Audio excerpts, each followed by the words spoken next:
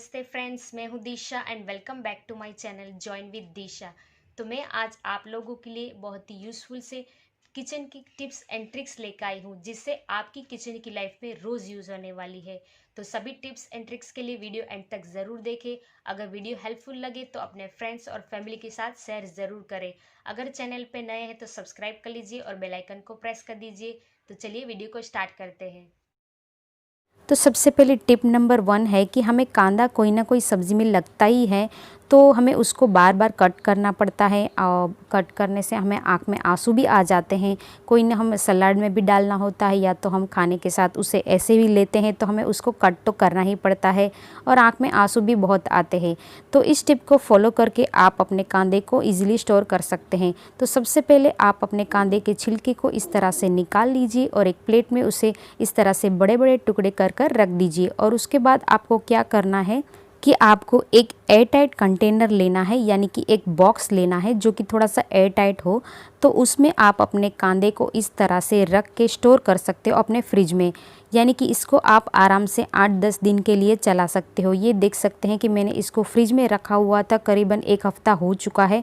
तो मैं आपको दिखा सकती हूँ, ये बहुत ही फ्रेश है, अभी भी वैसे के वैसे है। ये आप देख सकते हैं फ्रिज में रखा हुआ था। इस तरह से आपको रोज़ रोज़ कांदा काटने की ज़रूरत नहीं पड़ेगी। टिप नंबर 2, कितनी बार ऐसा होता है कि मार्केट में नींबू सस्ते होते हैं लेकिन उसके ख़राब होने के चांसेस ज़्यादा होते हैं कि ज़्यादा लेके आ जाएंगे वो ख़राब हो जाएंगे। तो इस टिप को फॉलो करके आप अपने नींबू को ज़्यादा दिन तक स्टोर कर सकते हो। तो सबसे पहले टिश्यू को आपको लेना है, सबसे अच्छा क्वालिटी का हो वो आप टिश्यू यूज़ करें। और इस तरह से टिश्यू के अंदर आपको नींबू को रैप कर देना है और ऊपर चाहे तो इस तरह से, अगर आपका टिश्यू ढीला हो रहा है तो आप ऊपर से रबर भी लगा सकते हैं और इसको आराम से फ्रिज में स्टोर कर सकते हैं। अगर आपके घर में प्लास्टिक रैपर है तो आप जो फूड स्टोरेज प्लास्टिक रैपर आता है उसका इस्तेमाल करके भी आप अपने नींबू को उसमें रैप करके आराम से उसको 15-20 दिन के लिए स्टोर कर सकते हो। इससे आपके नींबू में कालापन जो धागे लग जाते हैं, दाग धब्बे यानी कि काले पीले वो पड़ जाते हैं, वो नहीं होंगे, ख़राब नहीं होंगे और इससे ज़्यादा दिन तक स्टोर कर सकते हो और आप ज़्यादा लेके आ जाएंगे तो भी कोई टेंशन नहीं है। और एक दूसरा तरीका भी मैंने आपके साथ शेयर किया था बहुत ही पहले कि इस आपकी जिप लॉक बैग में आप अपने नींबू को टिश्यू पेपर डाल के उसके अंदर लॉक करके रख सकते हो आराम से 15-20 दिन के लिए। तो टिप नंबर 3, चावल के पतीले में से अगर बाहर पानी निकल रहा है तो उसके ऊपर आप लकड़ी का कोई भी स्पैचुला या भी लकड़ी की कोई भी चीज़ बड़ी हो, यानी कि चम्मच हो आपके घर में, तो उसके ऊपर रख दीजिए। तो इस तरह से आपके चावल जल्दी भी हो जाएंगे और उसके अंदर से जो पानी है वो बाहर भी नहीं निकलेगा। टिप नंबर 4, लहसुन की छिलकों को जल्दी से निकालने के लिए आप ये टिप को ज़रूर फॉलो करें।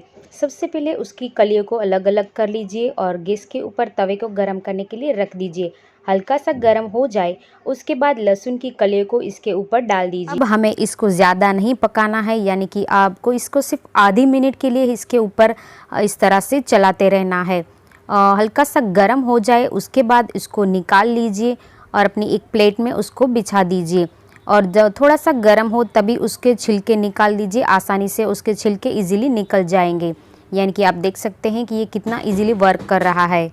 तो सभी छिलकों को आप इस तरह से निकाल लीजिए और अपने एक फ्रिज में एयर टाइट कंटेनर में उसको रख के स्टोर कर दीजिए।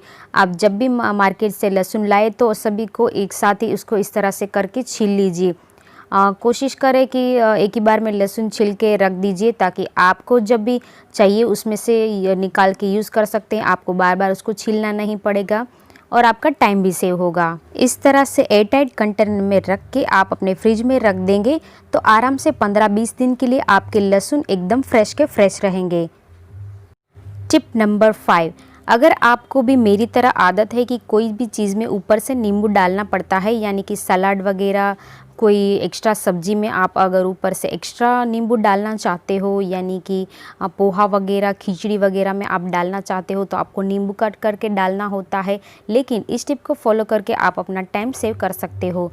तो इस तरह से आप अपने नींबू को एक बाउल में निकाल लीजिए और उसके बाद उसमें से जो बीज है उसको आपको निकाल देना है इस तरह से। और उसके बाद आपके अंदर घर के अंदर एक कोई भी इस तरह की स्प्रे बोतल है तो उसके अंदर आप उसको भर लीजिए और उसके बाद उसको आप अपने फ्रिज में रख सकते हैं और अब जब भी चाहिए तब उसमें से निकाल के आप स्प्रे करके ऊपर से एक्स्ट्रा नींबू डाल सकते हो। तो इस नींबू के रस को आप आराम से 15-20 दिन के लिए स्टोर कर सकते हो अपने फ्रिज में।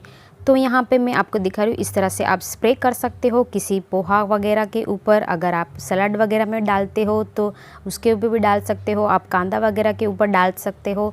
तो इस तरह से आप स्प्रे करके उसको यूज़ कर सकते हैं। टिप नंबर 6, नींबू के छिलकों को कभी हमें फेंकना नहीं चाहिए, क्योंकि उसमें उतने ही गुण होते हैं जितने उसके अंदर होते हैं।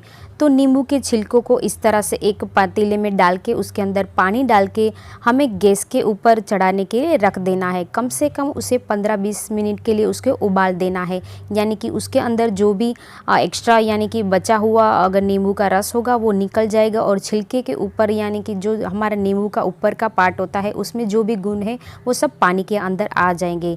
तो अब ठंडा हो जाए उसके बाद अब इस तरह से नींबू का सारा पानी निकाल लीजिए, यानी कि जो नींबू हमने उबाले हैं उसको आप इस तरह से निचोड़ लीजिए। तो इस तरह से आप बहुत सारे नींबू को यहाँ पे इस तरह से रख कर सकते हैं। मैं आपको सिर्फ 3 नींबू का दिखा रही हूँ। तो यहाँ पे पानी रेडी हो चुका है, और उसके अंदर हम डाल देंगे थोड़ा सा विनेगर, यानी कि हमारे घर में जो भी विनेगर अवेलेबल हो, यानी कि हम चाइनीज़ वगैरह जब भी बनाते हैं उसमें विनेगर डालते हैं। तो यहाँ पे मेरे पास चिली विनेगर है, तो आपके पास अगर वाइट विनेगर है तो वो भी आप डाल सकते हैं। यहाँ पे सिर्फ थोड़ा सा डालना है, ना कि 1-2 चम्मच ही इसके अंदर डाल देना है। तो अब इसे यहाँ पे उसको छान लेना है इस तरह से, और इसके सारे छिलके निकाल देना है हमें छलनी की मदद से। अब इसके अंदर विम डाल दे, यानी कि आप घर में जो भी डिश वॉश अवेलेबल हो यहाँ पे आप डाल सकते हैं 1 चम्मच, क्योंकि इसके अंदर बबल्स हमें क्रिएट करने हैं जब भी वॉश करें तब। तो यहाँ पे मैंने थोड़ा सा बेकिंग सोडा, आपके घर में जो भी खाने का सोडा अवेलेबल हो यहाँ पे आप डाल सकते हैं, ना चाहे तो ना भी डालें। तो इस तरह से मैंने एक बोतल में, स्प्रे वाली बोतल में उसको भर के रख दिया है इस तरह से, और ऊपर जो स्प्रे वाला ढक्कन होता है वो मैंने उसके ऊपर ढक दिया है। तो इस तरह से मैंने एक होममेड लिक्विड रेडी कर लिया है अपने किचन की क्लीनिंग के लिए। आप चाहे तो आप अपना किचन काउंटर टॉप इसे क्लीन कर सकते हैं, बेसिन क्लीन कर सकते हैं, वो टाइल्स क्लीन कर सकते हैं। इससे आपके किचन में एक बहुत ही अच्छी खुशबू आने लगेगी, और आपका किचन एकदम हाइजीन भी मेंटेन करेगा। किचन के सिंक में बहुत सारे बैक्टीरिया होते हैं, इसीलिए इसमें अंदर मैंने जो भी इंग्रेडिएंट्स डाले हैं वो सभी बैक्टीरिया को मारने का काम करते हैं। इसीलिए ये वाला स्प्रे आप ज़रूर बना के अपने किचन में यूज़ कर सकते हैं। तो इस तरह से देख सकते हैं ये बहुत ही बैक्टीरिया फ्री हो चुका है मेरा सिंक। इस तरह से नींबू का आप रीयूज़ भी कर सकते हैं। तो यहाँ पे मैं आपको फ्रिज क्लीन करके दिखा रही हूँ कि आप अपने फ्रिज में भी इसको क्लीन करने के लिए यूज़ कर सकते हैं। फ्रिज के अंदर जो बॉटल वगैरह रखते हैं वहाँ पे कालापन आ जाता है एक टाइम के बाद, तो उसके अंदर बहुत सारी स्मेल भी होती है। फ्रिज के अंदर बहुत सारे खाने वगैरह रखते हैं हम बचा हुआ, तो उसमें एक स्मेल आती है एक टाइम के बाद। तो उसके अंदर आप ये स्प्रे करके उसको वॉश कर सकते हैं, ताकि आपके फ्रिज में एकदम बहुत ही प्यारी सी खुशबू आने लगेगी। नींबू डाला है इसीलिए बहुत ही बढ़िया सी खुशबू आएगी। तो आप इसको ऑलराउंडर यूज़ कर सकते हैं अपने किचन की क्लीनिंग के लिए। टिप नंबर 7, फ्रिज में रखी हुई ठंडी बोतल की पानी को हमें किस तरह से वॉश करना चाहिए कि उसके सारे बैक्टीरियाज भी चले जाए और हमारी बोतलें जो उसमें स्मेल है वो भी निकल जाए।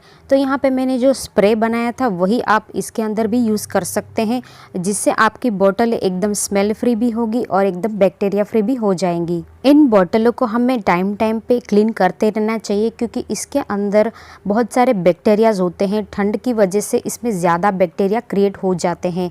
तो इस स्प्रे को आप यहाँ पे यूज़ कर सकते हैं। इस तरह से आप अंदर भी स्प्रे कर लीजिए, बाहर भी स्प्रे कर लीजिए, और अच्छी तरह से स्पंज कर लीजिए और इसे नॉर्मल पानी से वॉश कर लीजिए। और उसके बाद आप अपने पानी को इसमें भर के फ्रिज में स्टोर कर सकते हैं, और इसे हमें कम से कम 15-20 दिन में एक बार कर लेना चाहिए।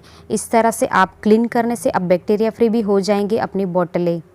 तो इस तरह से अच्छी तरह से उसे वॉश कर लीजिए, और एक नॉर्मल पानी से इसके अंदर जो बोतलों का स्पंज है वो उससे भी आप अंदर से अच्छी तरह से क्लीन कर लीजिए, और ताकि इसके अंदर जो नीचे बैक्टीरिया जमा हो गए होते हैं वो भी इससे क्लीन हो जाते हैं। अब कुछ कॉमन टिप्स देने जा रही हूँ जो काफ़ी लोगों को पता होगी और कहीं लोगों को नहीं भी पता होगी, तो उन लोगों के लिए है टिप्स।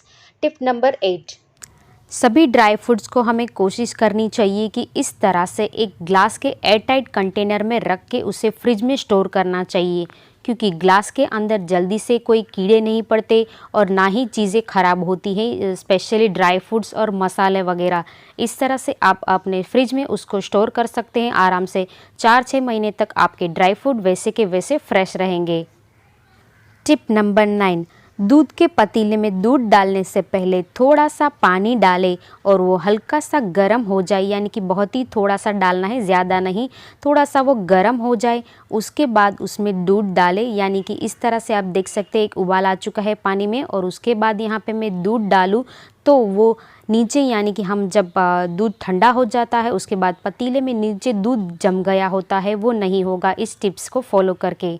अगर आप फ्रिज में दूध स्टोर करते हो तो इसका पतीला चेंज कर दीजिए और उसके बाद फ्रिज में स्टोर कर सकते हैं।